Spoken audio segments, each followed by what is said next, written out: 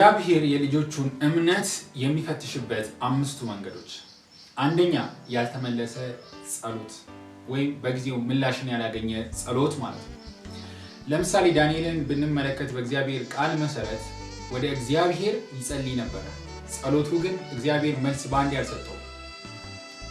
እግዚአብሔር ጸሎቴን ትቷል ብሎ ተስፋ ቆርጦ ከጸሎቱ ቦታ አልተነሳም። ይብሱኑ ጸለየ። እግዚአብሔርም በቆይታው ምክንያት እንዳልተው ባወቀ ጊዜ ተመልሶ ጸሎቱን ሰማ። ለምሳሌ ሌላ ደግሞ እንውሰድ ከተባለ ኤልያስ 7 ጊዜ ወደ እግዚአብሔር ጸለየ። እግዚአብሔር ግን በአንደኛው ራሱ ሰምቶታል። ዳንኤልንም እግዚአብሔር በአንደኛው ጸሎቱ ሰምቷል። ገና ሳትጸልይ እግዚአብሔር መልስን ሰጥቷል አለ። እግዚአብሔር እምነታችንን የሚፈትሽበት አንደኛው ባልተመለሱልን ጸሎቶች ነው።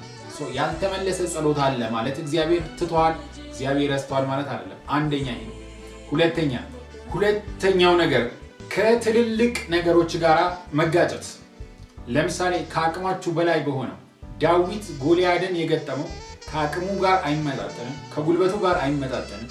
ግን በእግዚአብሔር ላይ ባለው እምነት ግን ጎልያድን ሊገጥመው ወጣው። ዛሬም በህይወታችን በተለያየ መንገድ ህይወታችንን የሚፈትሹ ከኛ አቅም፣ ከኛ ጉልበት፣ ከኛ ብርታት በላይ የሆኑ ነገሮች ወደ ህይወታችን ይመጣሉ።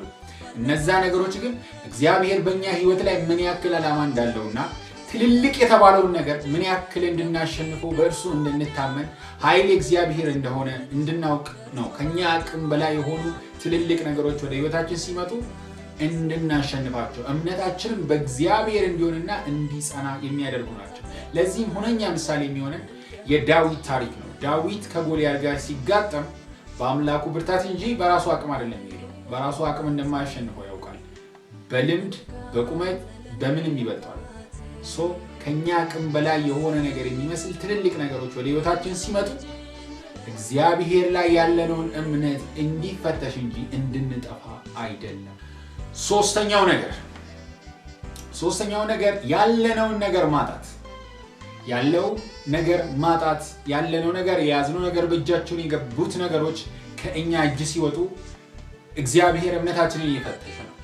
ያለነው ነገር ማጣት ደግሞ በምንልበት ጊዜ ትክክለኛ ምሳሌ ሊሆን የሚችል የኢዮብ ታሪክ ነው።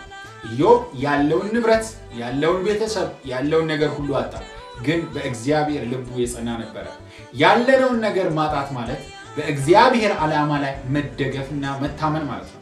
እግዚአብሔር ነገሩን እንደሚችል እግዚአብሔር እቅዱ ልክ እንደሆነ እንድናውቅ ነው። ስለዚህ ያለነውን ነገር ከኛ ሲወሰድ፣ ያለነውን ነገር ከኛ ሲያመልጥ ወይም ስናጣው በእግዚአብሔር እቅድ ላይ እንድንደገፍ ነው። ስለዚህ ያለነውን ነገር ማጣት እግዚአብሔር እምነታችንን ከሚፈትሽበት መንገድ መካከል አንደኛው ነው። ሶስተኛ ደረጃ ላይ የምናየው ያለን ነገር ማጣት በሚል። አራተኛው ነገር የተዘጉ በሮች። በህይወታችን የተዘጉ በሮች ሲመጡ የእግዚአብሔርን የተአምራት መንገድ የሚገልጡ ናቸው። ለምሳሌ ልንወስድ የምንችለው ይሄኛውን የሙሴን ታሪክ ነው። ሙሴ የያዘውን ይዞ ሊሄድ ባለበት ጊዜ እግዚአብሔር ወደ አሳየው ሊገባ ሲል መንገዱን ሲጀምር ከፊት ለፊቱ ቀይ ባህር ተዘጋ። መንገዶች ተዘጉ ማለት የህይወታችን ነገር ማብቂያው ነው ማለት ሳይሆን የአዲስ የእግዚአብሔር ተአምራት የምናይበት መንገድ ነው ማለት ነው። ስለዚህ ሙሴ የእስራኤልን ህዝብ ይዞ በሚወጣበት በዚያች ቀን መንገዱ ተዘጋበት፣ ከኋላ ተከተለው። እግዚአብሔር ግን ለተአምሩ ቅርብ ነበር። ስለዚህ የተዘጉ በሮች ሁሉ ጊዜ የእግዚአብሔርን ተአምር ይዞ ነው የሚመጡት። ስለዚህ ምን አለ? ልባቸው አይታወቅም፣ እግዚአብሔር መኑ። በቃ በሚገርም ሁካታ ውስጥ በተዘጋ ነገር ላይ እግዚአብሔርን መታመን ማለት እግዚአብሔር አዲስ ተአምራት ወደ ህይወታችን እንደሚያመጣ ማወቅ ነው ማለት ነው። ስለዚህ እግዚአብሔር አራተኛ ላይ የማስቀምጠው የተዘጉ በሮች እኛን እግዚአብሔር እምነት እያየ ባለበት የእግዚአብሔርን የተአምራት ጊዜ የማያ መንገድ ናቸው ብዬ ነው። አምስተኛ ብቸኛ የመሆን ጊዜ። ብቸኛ በምትሆኑበት ጊዜ ነገር ሁሉ ግራ ሊገባችሁ ይችላል። ያላችሁ ተስፋ ልታጡ ትችላላችሁ፣ ግራ ልትጋቡ ትችላላችሁ። ግን እግዚአብሔር እምነታችሁን የሚያይበት አምስተኛው ነገር ምንድነው? ብቸኛ በምትሆኑበት ጊዜ። በዚያ ጊዜ ግን እግዚአብሔር በጣም የሚሰማችሁ ጊዜ ነው።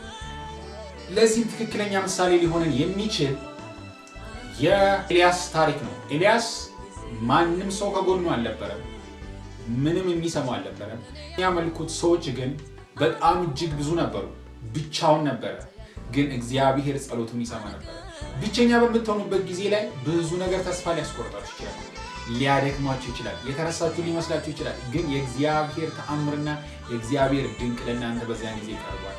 እግዚአብሔር ብቸኛ በምትሆኑበት ጊዜ የራሱን መንገድ ያሳይና ያከብራችኋል። ስለዚህ ብቸኛ በሆናችሁ ጊዜ ተረስታችኋል ማለት አይደለም። ሰው በእናንተ ጎን ሳይቆም ሲቀር ልብ ስብራት ለመማለው በርግጥ አዎ፣ ግን እግዚአብሔር ከእኛ ጋር ይሆናል። ስለዚህ ለዚህ በጣም ትክክለኛ ብቸኛ መሆን መተው አይደለም፣ መረሳት አይደለም፣ የዲን ምስጢር ነው። ለምሳሌ የዮሴፍን ታሪክ ብትመለከቱ ዮሴፍ ከወንድሞቹ ሁሉ አበሩበት፣ ግን ብቻውን ነበረ። እግዚአብሔር ግን ሁሉን አንበረከከለት። ስለዚህ ብቸኛ ስትሆኑ እግዚአብሔርን ድምፅ አዳምጡ፣ እግዚአብሔርን ስሙ፣ ወደ እግዚአብሔር ጸልዩ፣ ወደ እግዚአብሔርን ፈልጉ። እግዚአብሔር ለነገራችሁ መልስ አለው። ያኔ ብዙ ነው በእናንተ ላይ የተነሱት ሁሉም ይመጣሉ እንጂ እናንተ ወደ እነሱ አትሄዱ። ለዚህ መጽሐፍ ቅዱስ ላይ ራእይ ላይ መልእክት ይገባዋል ይላክለት ለምትሉ ሰዎች ሁሉ ላኩ፣ ኮፒ ሊንክ አድርጉ። እግዚአብሔር ይባርካችሁ።